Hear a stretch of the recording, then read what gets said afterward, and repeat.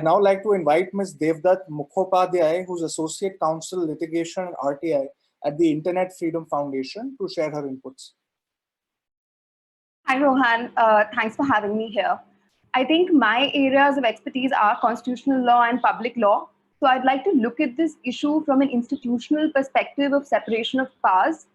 During public health emergencies, we see that there is a tendency of concentration of power in the hands of the executive branch. And this is partly understandable because you need to grant a certain degree of discretion to executive officials to take urgent decisions because of the time-sensitive nature of the COVID-19 outbreak. However, this does not mean that other branches of government, namely the parliament and the judiciary, do not have a role to play anymore.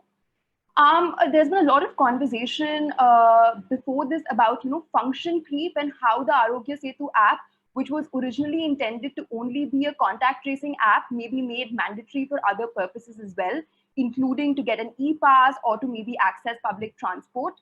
That is something of serious concern because only 1/3 Indians actually own smartphones.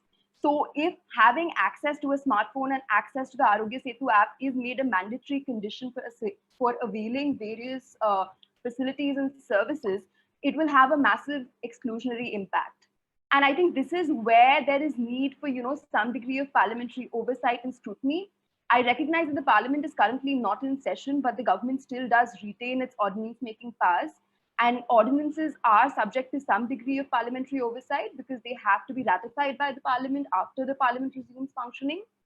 In this case, particularly, it would be very beneficial if something like the Aarogya Setu exercise, which seeks to collect sensitive health data of millions of Indian citizens, had some underlying legislative basis.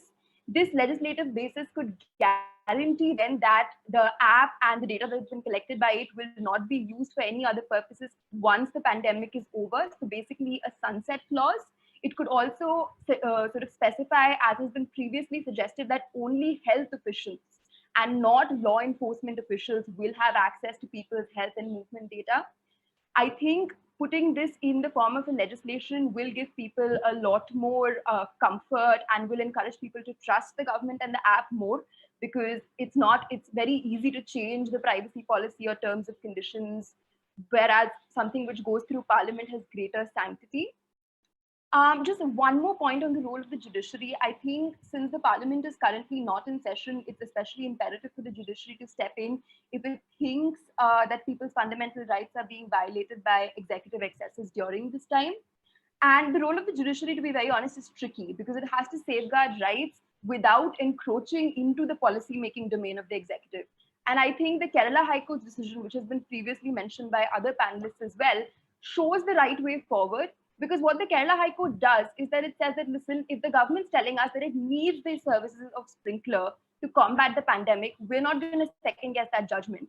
But we will rigorously interrogate the process through which the government has selected the sprinkler platform and for what reasons.